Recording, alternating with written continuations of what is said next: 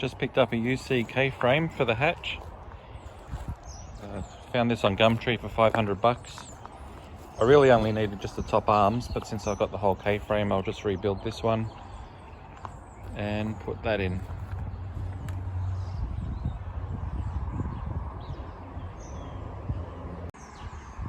If I'm going to pull something like this apart, I usually start by just spraying everything with WD-40. Just let it soak in for a while until I'm ready to get the bolts off.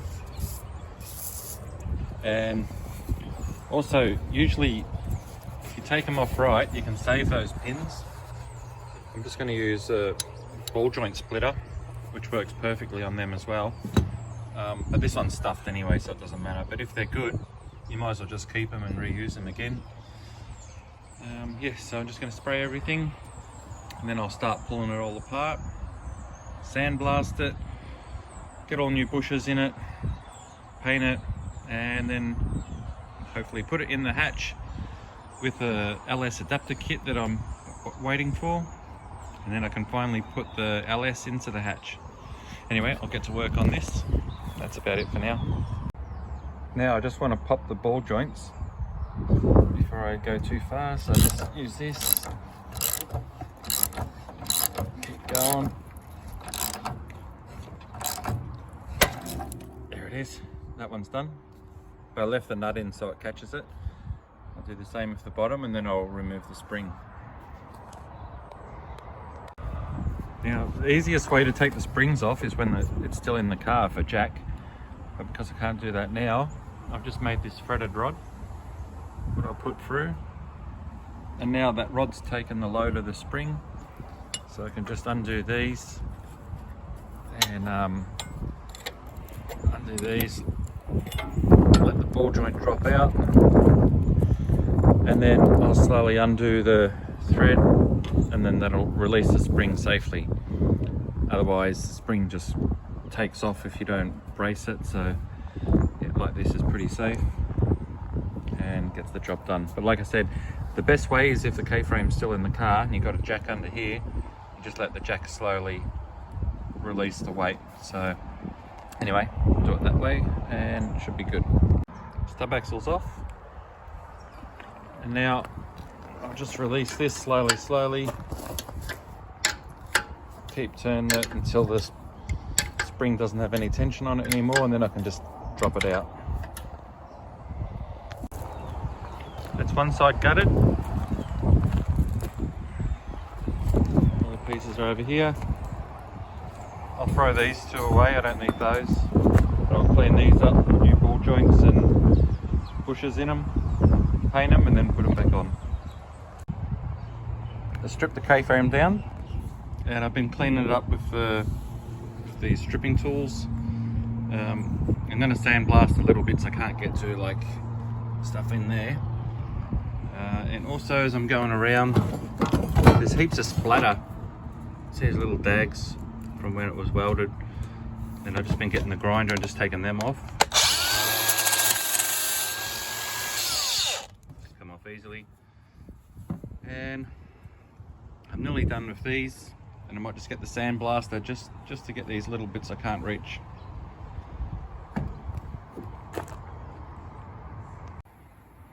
K-frame's all cleaned up. I'm ready to spray, along with some hinges, bits and pieces, control arms.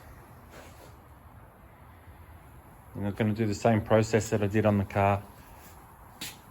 I'll just put some epoxy primer on it, then the high fill, which I'll use just as a primer, not as a filler, and then the top coat.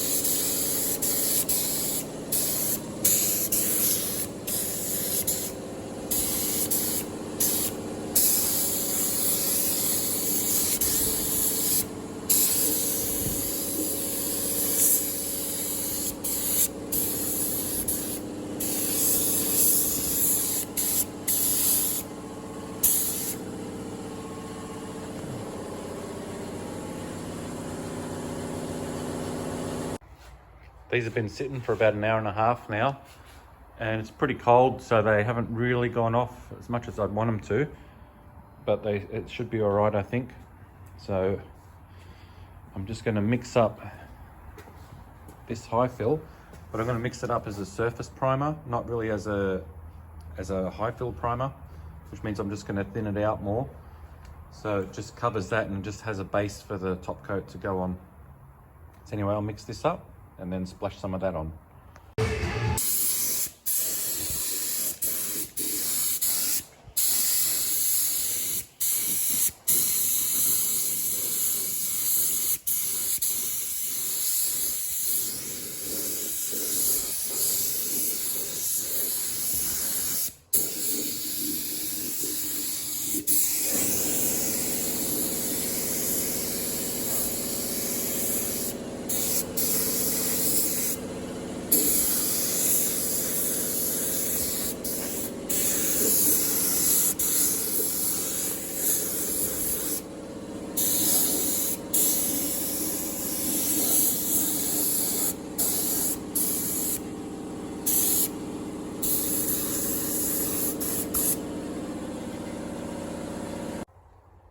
I just sprayed one coat on these and they look pretty good. I could probably even leave them like that, but I'm going to put another coat on anyway, just to thicken them up a bit. But otherwise I'm pretty happy with it. No runs, no dry bits. Seem to get good coverage. Looks pretty good.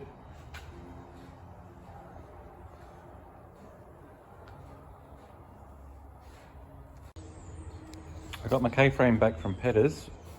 They pressed all the bushes in for me, and I just realised they put urethane bushes in, and I asked for rubber. I'm not going to change it now, but I did ask for rubber, and I was just going to use urethane where it bolts onto the car. But anyway, it just means a bit firmer ride, but yeah, I'll just live with it. And I'm just putting this together. Put the top arms on, and I put just a couple of, don't know if you can see, I just put a couple of washers where the shims go. Hopefully I haven't put too much, and then they can just add a few more when they do wheel alignment. I'm putting these studs in, and I'm just bringing them up like this. Oh, wrong way.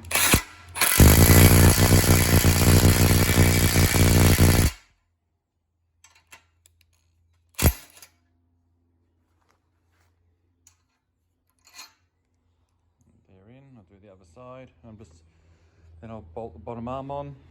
Then I'm going to chuck the K-frame in the car and then fit the springs and everything else. Then I'll take the K-frame back out, put the conversion kit and the engine on, and then put it back in.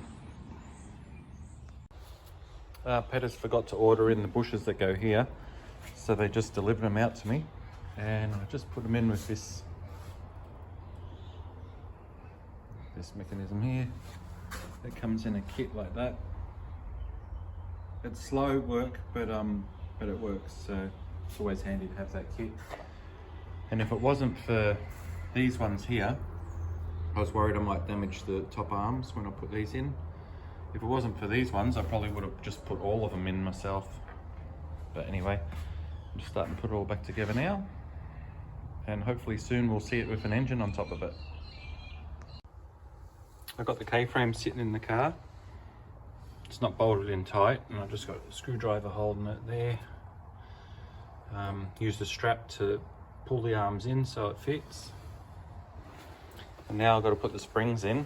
And the only way I know, there's probably other ways, but the only way I know to get the springs in is to sit it up the top where it goes, push it into the bottom, and then use the jack to lift the bottom arm up, and then put the stub axle in to hold it. So there's probably other ways, but that's the way I do it anyway. Okay, I'm going to put the old diff back in for a while, and that way I can get rid of this dolly that I made up earlier. Then I can get the car on wheels again. Once I've done that, I'll then get my LS conversion kit wherever it's gone and fit the engine into here. So I'll get the diff in for now, and then I can drag out the engine and start mucking around with that. Time to get the engine out. I just moved a whole lot of shit, and I don't even remember how I got this thing in here. So I might have to try and bring the engine hoist in or something and drag it out. But anyway, I'll get that out, get the new sump on it, and then I can fit it onto the car.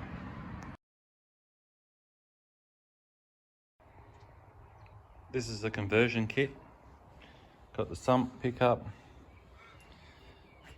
mounts. It's cross member for the auto. Now, I'm not going to put the pickup and that on. I'm just going to put the sump on so I can test fit everything, and then later on I'll put everything else on properly. And I've been stripping the engine down to get all the shit off I don't need.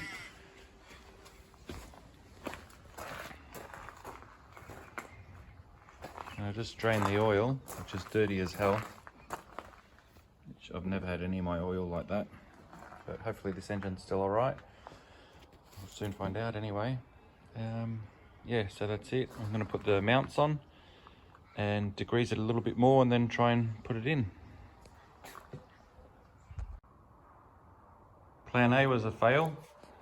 I just couldn't get it in. It was just starting to hit, and it was just hitting on the K-frame and on the back there.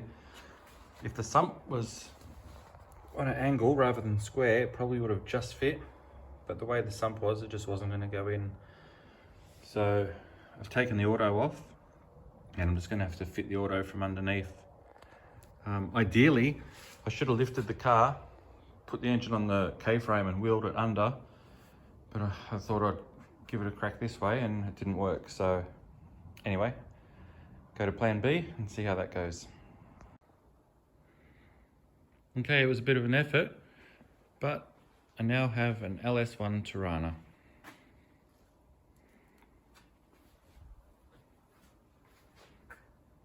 Without the gearbox on, it just went straight in. So I've just come to the conclusion, either you lift the car up and wheel everything in underneath, or just put the engine and the gearbox in separately.